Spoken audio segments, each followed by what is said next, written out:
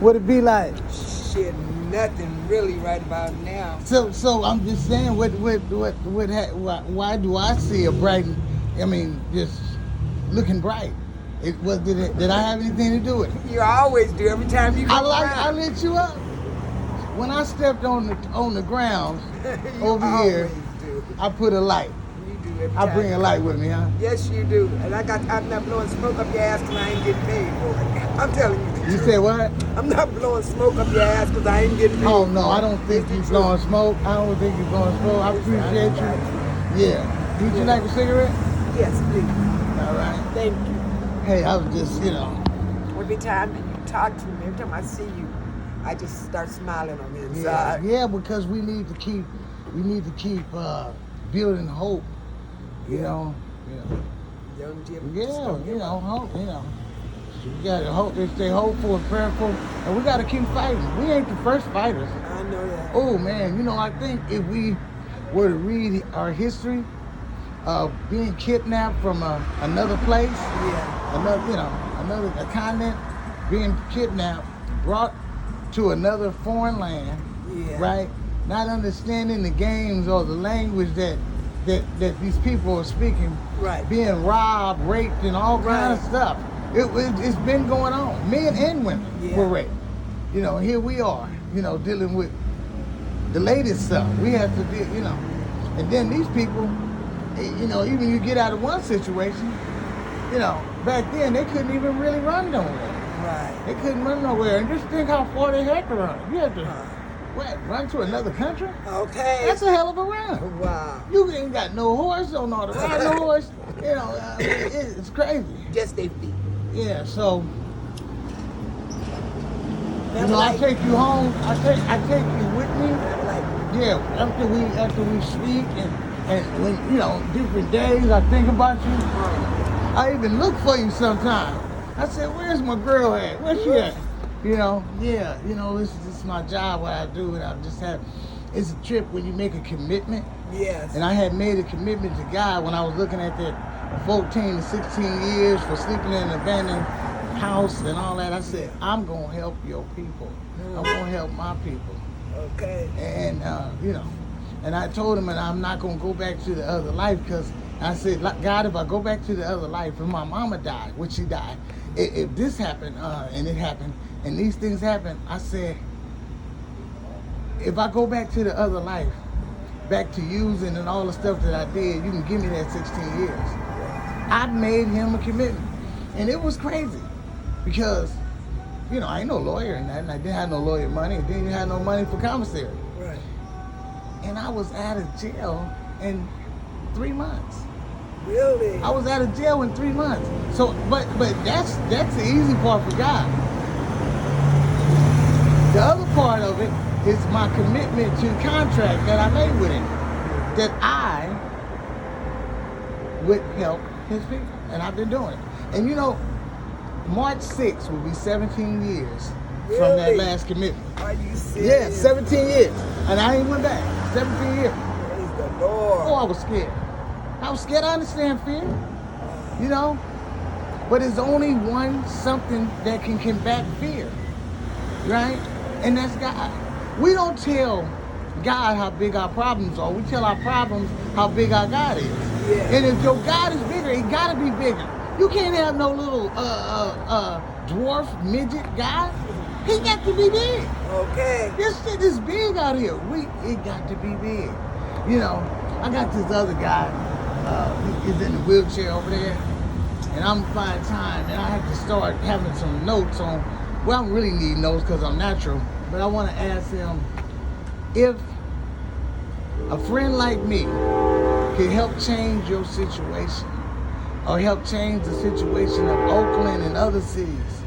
I said, personally, everybody has a different answer. I said, what would it be? What would you want me to tell the people? If I could get money to develop programs or whatever, what would it look like to you? I want to ask some people, because sometimes, most of the time, nobody ever asks us what we want.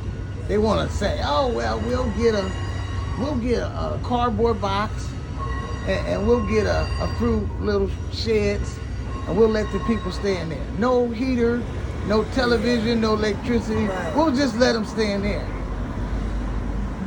And because it'll be better. Really? Right. You know, because what I've learned when I was living in the streets for 14, 15 years, even though I had one little choice, I could have just straightened up a little bit, Mama would have let me in. Yeah. But I didn't want to look at Mama and face all the stuff I've been doing, the running and, Right. and blaming. And so, but, you know, I became more animalistic. I became more, you know, even animals were better than me. You know, I mean, I couldn't even brush my teeth regularly. You know, let alone some water. I said, no, if I, you know, and then people get funny. Yeah, they do. They get funny. Oh, what you doing?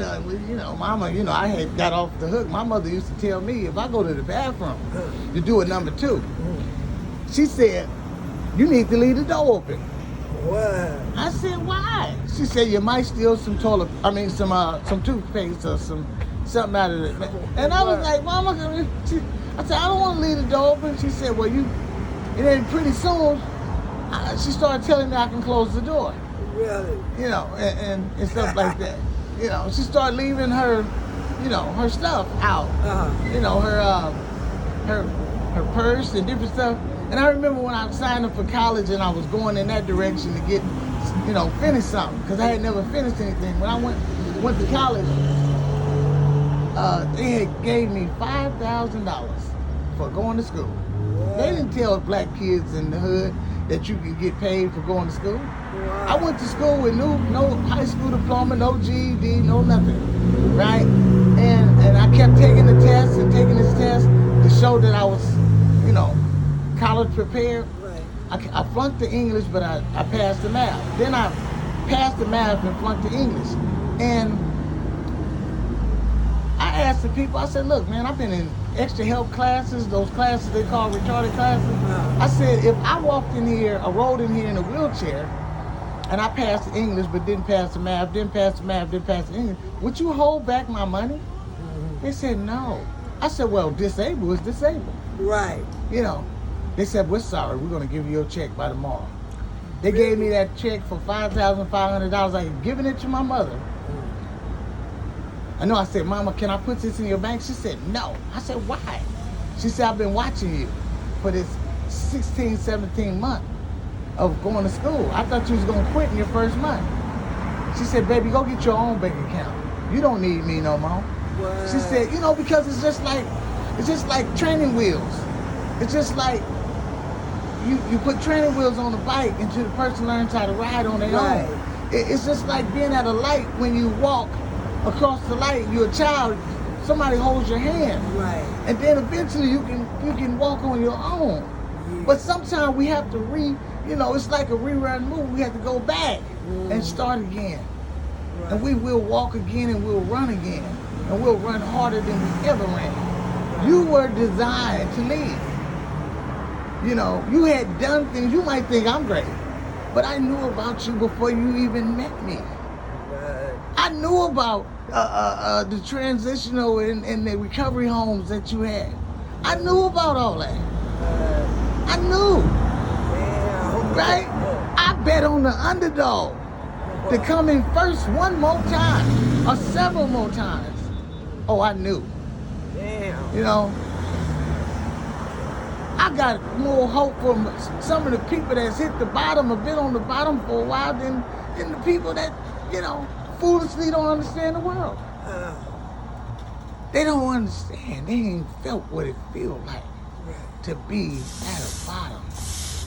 It's crowded at the bottom. Okay. It's crowded down here. Yeah, it's hard to move around sometimes, even though it seems like the path is clear. You know?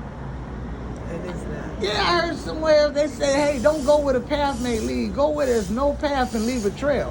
What? You know what I'm saying? We ain't got to keep following ignorance and all this kind of stuff.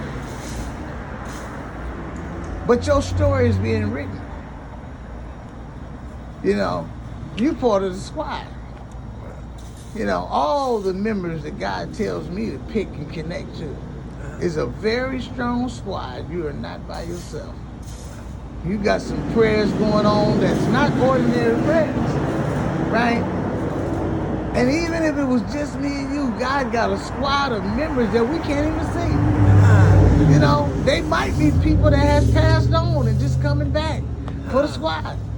Wow. Magic angels. We're not supposed to stop.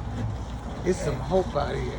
And you know, I keep coming because I know too, right? Even though we do our cigarettes or whatever we might be doing right now, Right.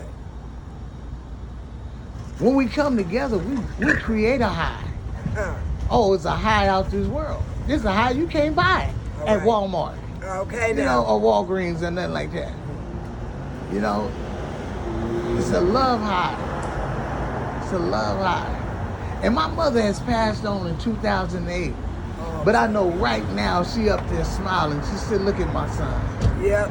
Look at my son. Man, it don't mean that that she didn't love her other children. Yeah. You know what I mean? And it doesn't mean, like in the story of Jesus, right, that his siblings was denied or anything. Yeah. You know, but he had siblings. He had a brother with the same name as me, James. Really? Yeah. Jesus had a brother named James. When they talk about the book of James, Yeah. right? You know, so, but he was a special somebody. You know, he was a special somebody.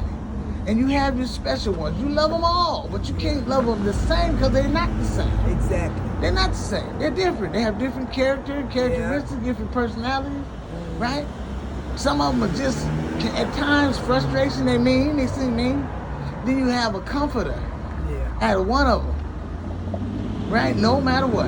Yeah. So I was that comforter to the family. I was the male figure in the family because I was the youngest boy. Really? You know, out of 3. But it's a special one. And then when you're special, people seem like they want to do extra harm to you. Yes. They want to pick you. You know, I remember trying to be a decent dope fiend, a drug addict. I remember sharing my stuff. I was the one living outside on the railroad tracks and all this kind of stuff. And, you know, I would still share when I got something. Yeah, that's nice. But after I shared all mine, and they got theirs, they licked their tongue at